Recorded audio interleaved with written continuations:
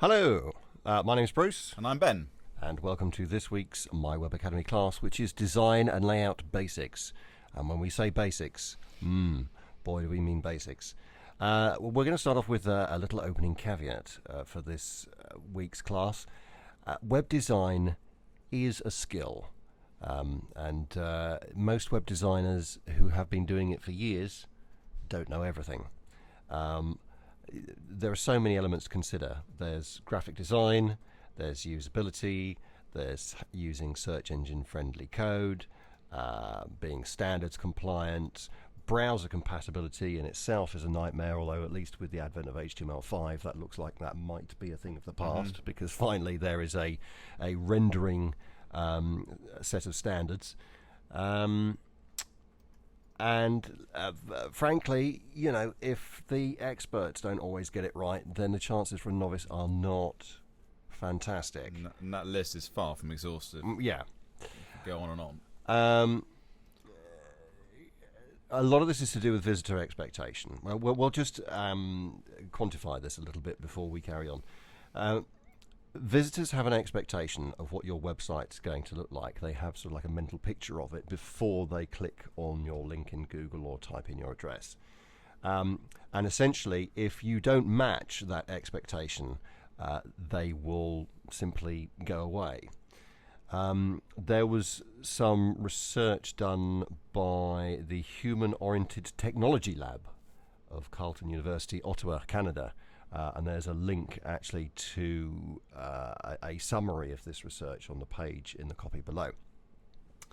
And they decided that they found that visitors to websites make a decision about those websites in a 20th of a second. Now, just to give you an idea of how short an amount of time that is, that was a 20th of a second. It's insanely short. So, you know, what can people actually glean from your website in such a short amount of time? Well, frankly, it can only be things like colors, images, textures, use of space, font, the overall design, and maybe a headline. If you're a quick reader. If you're a quick reader. Interestingly enough, I actually reproduced a very basic version of this research in a business group that I'm a member of, and I showed them, I think it was 7 different websites, or 7 different home pages, I should say, and each one they saw for a 20th of a second. And they then had to guess as to what they thought that website was about. And the ones that you could argue were designed well, they nailed. And the ones that were designed badly, they were a million miles away. And that's a very good demonstration of that. I think it's important to say this is very much an emotional response. People aren't analysing your page in any way. It's a split-second emotional, right-brained response. It's instinct. It's the same instinct that basically stopped us being eaten 10,000 years ago. And, you know, we haven't evolved out of that. We still rely on it very much.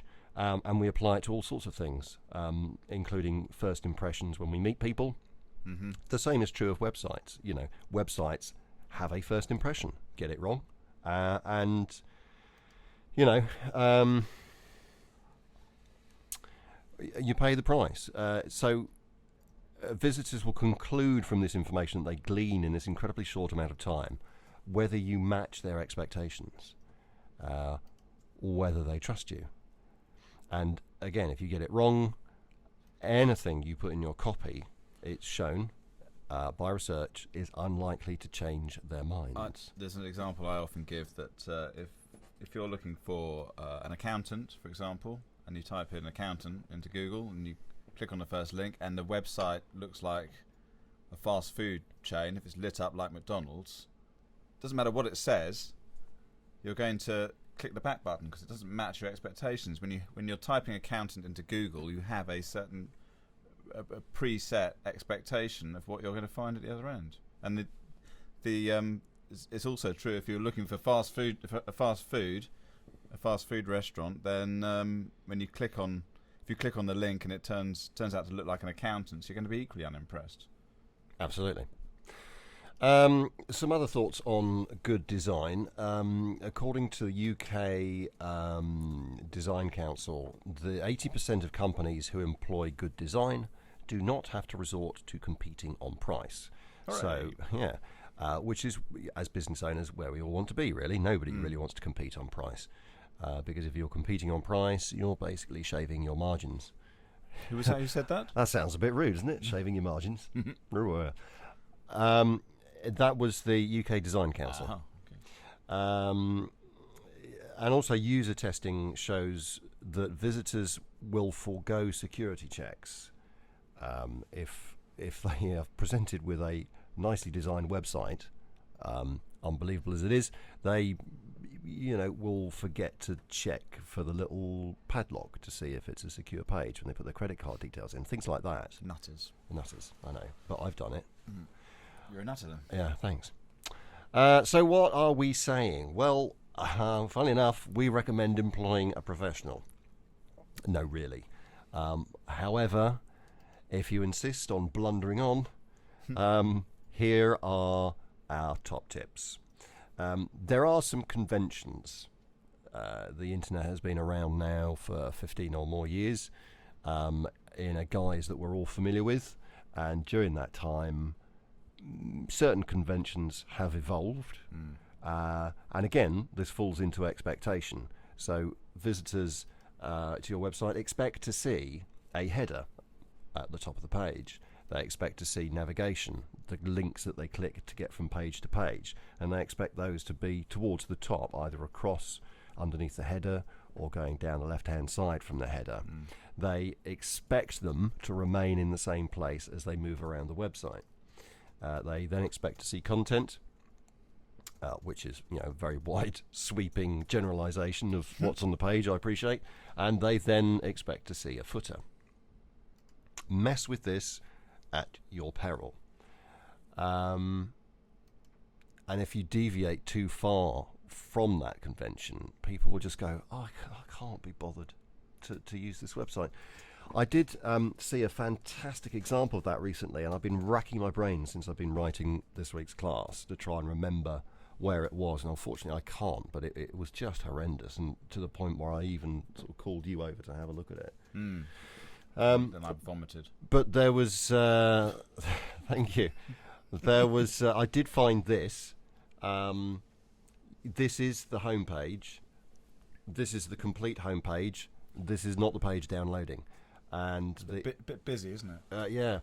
Now this is the website of a photographer, and I have seen many photographers' websites that do these stupid things with navigation, and are just completely unfathomable, and it does seem to be a trend in this industry. What you're expected to do here is to mess around with the page to try and find the navigation, because you can't see it and it's between those vertical lines. So you basically have to roll the mouse over and it then tells you what information is there. It's just, you're putting an obstacle in front of your visitors. You're making them work harder than they need to. In his defence, though, this guy, I have looked at his photography. He's a bit good. So no good if you can't actually find it to have a look at it, is it? No, that's true. It's not great if people just go, I can't be bothered, and go somewhere else. So this is our list of don'ts, and this list actually is drawn up from researching some particularly dreadful websites for this class. And if you Google bad web design, there are thousands of examples, and one or more of them have committed these crimes. Don't have music playing by default. Oh my god, there was one website actually that did all of these. I mean, that is so irritating. Music in the background, and pointless often. Yeah, I mean, we usually have music playing in the office, so if you've got music in the background and then suddenly the website starts playing music, you've just got this sort of dreadful cat's chorus of conflicting music. Photos. Don't stretch photos. Just put them on the website in the aspect ratio in which they were taken. If they don't fit, either crop them or ditch them and use something else. Yeah. It just doesn't work, stretching photos. It looks so amateur. Straight away, it's a telltale sign. Don't feel compelled to fill every pixel of the screen. White space, as designers call it, is really important. It's I'll show you an example in a minute.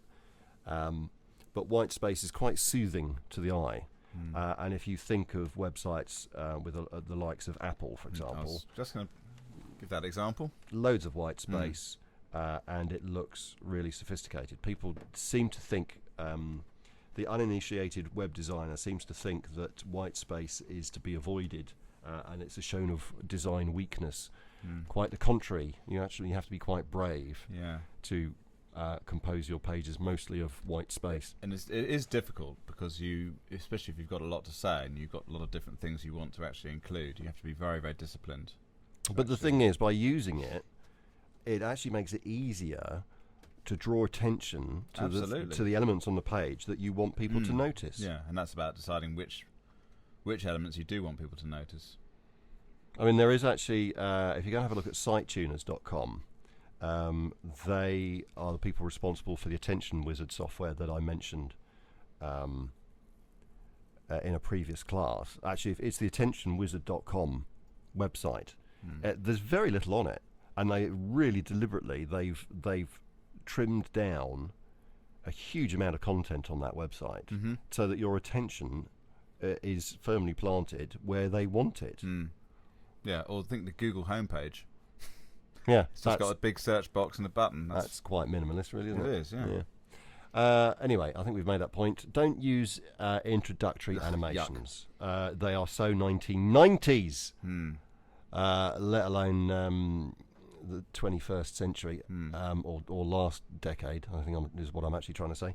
The noughties. The naughty. I was trying to avoid using that term because you did. I used it. Oh yeah, thank you. It's just a hurdle. It just why would you want to put something between your visitor and your website? That's just giving them an excuse to go somewhere else. Stop it. And people are still doing it. I still see them. Can't believe it. Don't overlay your page with animations. Again, there was one site that I saw which bizarrely was about Serenity or something, wasn't it? Was it Serenity? Oh, yes. And this page was the least serene page I've seen in my life because it had animations of butterflies and goodness knows what else. I would have done a screen capture, but I couldn't bring myself to go to the effort of doing a screen capture and embedding it in a presentation and then just to show you how not to do something. Just don't do it. There's another reason. A lot of animations are actually built using Flash, and Flash isn't supported by devices like the iPhone or the iPad, and I think actually Adobe have discontinuing their support for the mobile version of Flash.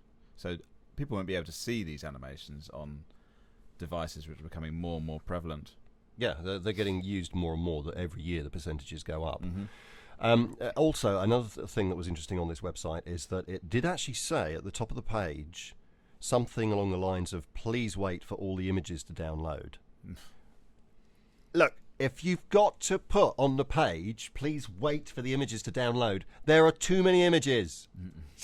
Take the hint. Even in the days of broadband, for goodness sake, if you still have to wait for the images to download, you've really got it wrong. Which also reminds me of the IT company who used to be our landlord, who put so much garbage on their homepage that when they tried, and this is going back a bit, when they tried to fit it on a floppy disk, it wouldn't, because the homepage was so big it wouldn't fit on a 1.4 meg floppy disk. And they were wondering why it was taking so long to download. Don't obsess over your logo. Why not? Because, well, as we discovered in the writing good copy class, where we were looking at the F shape, nobody looks at your logo. Nobody cares but you. Get over yourself. Don't go mad with colour. Oh my God, I have such a great example coming up for you. Don't use obtrusive tiled backgrounds. Oh God, you talked about vomiting earlier. Some of the examples I've seen researching for this. Just unbelievable, indescribably unbelievable. And don't use a different font for every line of text. Again, this seems to be a must for anybody who doesn't actually know what they're doing when they're designing something. The way to good design is to use 3,000 fonts on the same page. It's just using them because they're there, because you can. Yes, and you really shouldn't. Here it is. Get ready for your eyeballs to bleed. Oh, God! There's just no excuse for this, really. I have blotted out the logo.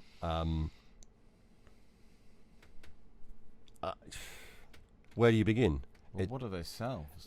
I don't know. I've no idea. And I've seen this many times. Oh, look, it says there, home of the dynamite and craft shows. Oh, okay. Home of the dynamite. What? I don't even understand that. It's too confusing. You don't know where to look. I suspect actually that this is, we talked about browser compatibility earlier. I suspect that this is not compatible with Firefox, which is what I was viewing this on, because there was a photograph that sort of popped up as well. And if you look, there are captions, there are names that don't seem to correspond with anything. So clearly this isn't laying out how it's supposed to. So they haven't checked their different browser versions. No. But why have a fractal image as your background? It's just hideous. Where is the navigation? I don't know. I can see home. I don't know. I mean, about the only rule they haven't broken is the font rule, as far as I can see. Yeah, they have only used the one font, yeah, which seems to be Times. Yeah, which is not a great font to use on. It does. Online. It does look very old-fashioned. I was at a seminar actually on Monday where they said that use of fonts is critical. If you're using serif fonts, which are fonts that have the little squiggly bits on the end, such as Times, it gives you a sort of what's the word? A more established feel authority. On paper, but somehow when you do it on a website, it just looks old-fashioned. Yeah. And possibly because those very first websites back in the late 80s, early 90s all used Times New Roman. Yeah, and I think it's on paper, for some reason, it's easier to read. So most books, for example. Well, the reason for that is that printing is 4 times the resolution of a screen. You're dealing with reflected light and not projected light, and all sorts of things like that. Anyway, we've given this enough screen time. Let's move on. So we've done the don'ts. Here are some do-dos. Think about the expectation of the people visiting your website before you think about anything else. Which is just a great thing. When anything to do with your website, put yourself in your customer's shoes. Absolutely. Start with a piece of paper. Radical. Sketch out your design with a pencil so you can rub it out when you get it wrong. That's a really, really good idea. And a piece of paper. Because you get in front of a computer. Even a designer, when a designer sits down in front of a computer, they get carried away and they get distracted by tools and fonts and colours and this sort of thing. Just remove all of those distractions. You've got one colour, so you're not distracted by colour because you've got a pencil which is grey, and it just helps you think about what goes where and where you want the eye to go. Consider the content that you've got to lay out, where you're going to put stuff, basically. So you're obviously going to have copy, images, really great idea, testimonials. We're now getting into stuff that we were talking about in the copywriting. You need to include all of this. You guarantee, associations, qualifications, that sort of stuff. Contact details. It's good to have a phone number, if that's appropriate to your business, on every page. That usually goes in the header at the top. Think like this. Where do people expect to look to see this stuff? Because put it there. Don't make it harder for your visitors. Where are you going to put the navigation and sub-navigation? How are you going to handle that? The logo and the strapline. We've said don't obsess over them, but they have to go somewhere. Social media links, for example. And last but by no means least, your call to action. The most important thing on the page. Yeah. Where's that going to go? and how you're going to draw people's eyes to it. Maximum of 3 fonts.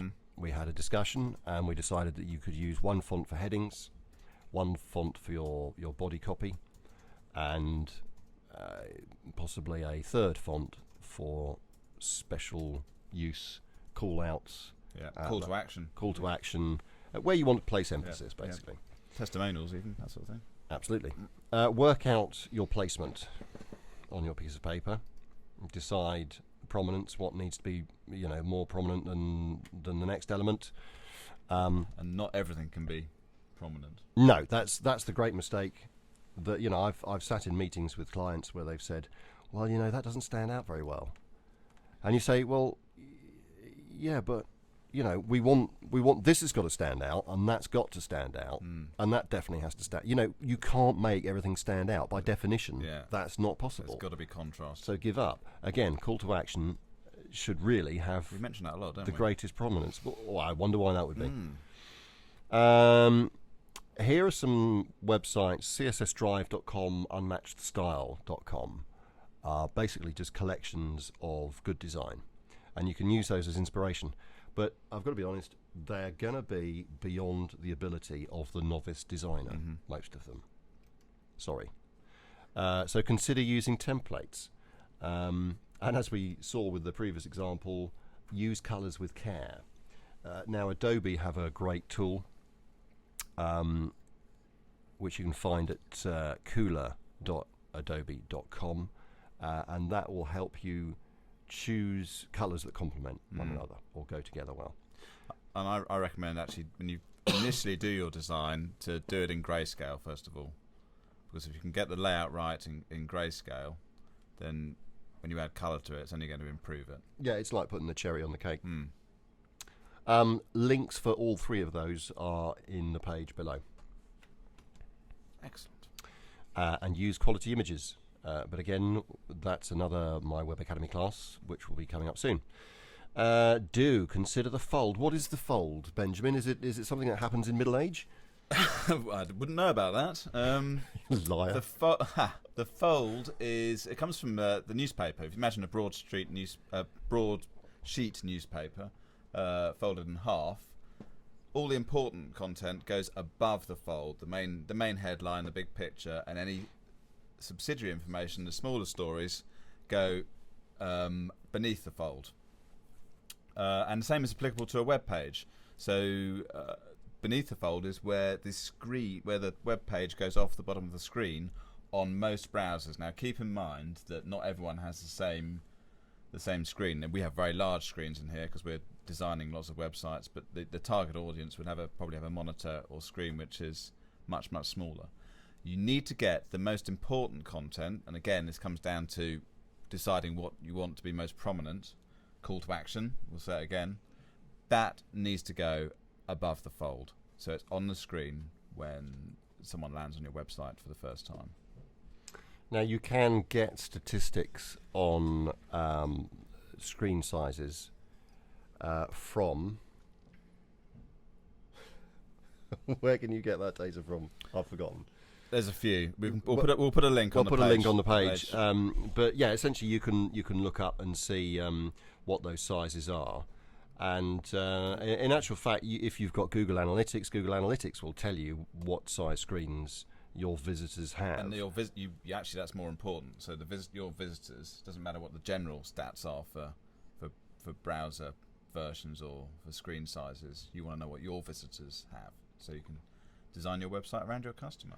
But at the time that we recorded this, there's still a big chunk of people with a screen resolution of 1024 pixels wide by 768 pixels high, which is an improvement on recent years, but it's still quite small, and it's a considerable percentage. It's something around 18-20%, I believe, from memory. It's getting smaller and smaller all the time. Yeah, that's the middle age again, though, isn't it? Consider the rule of thirds. What is the rule of thirds? It's a photographer's term, generally, when you're composing your picture. In fact, if you have a iOS 5 on your iPhone, It does it for you, it puts thirds actually on the screen when you're taking a photograph. So it divides it up into thirds, so you can actually. Bruce is a photographer, so you can correct me if I'm wrong. But if you want to focus attention on a particular subject, particular part of the photograph, you make sure that it's contained within that third. Is that right? If you were taking a photograph of a house on a landscape, for example, the temptation is to put the house right slap bang in the middle of the photograph, horizontally and vertically. The rule of thirds dictates that you would place the house where one of the thirds crosses. So you'd put it in, 2/3 down, 2/3 across. Yeah. That's essentially the rule of thirds. If you've heard of the golden ratio, it's all tied up with that as well. I think the golden ratio appears a lot in nature.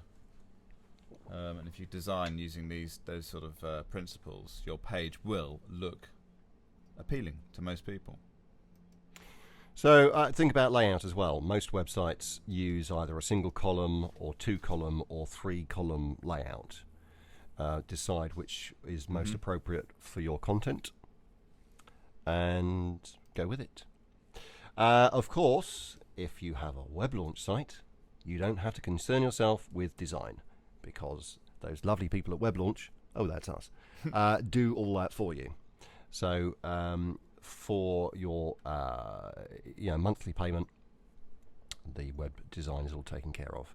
That's the sales message over and done with for this course. Now, your homework this week. Best of luck, really. If you're gonna design your own website, best of luck,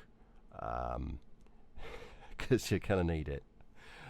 Do it at your own peril. Seriously, get someone who knows what they're doing to do it for you, really. But if you are going to do it, then bear in mind everything that we've told you. Next week's class, we are going to look at building links. And this is the second part of SEO. If you can remember back to that class, we said that there were 2 parts. There was on-page optimization, which is what you do on your site. And there's off-page optimization, which is basically building links to your website. So we're assuming that next week you will have done all of the things that we've told you to do over the last few weeks in the classes, and you've actually now, at this point, you have a website to build links to. So we're going to show you how to do that next week. So until then, have a successful week, and we'll see you then. Bye. Bye.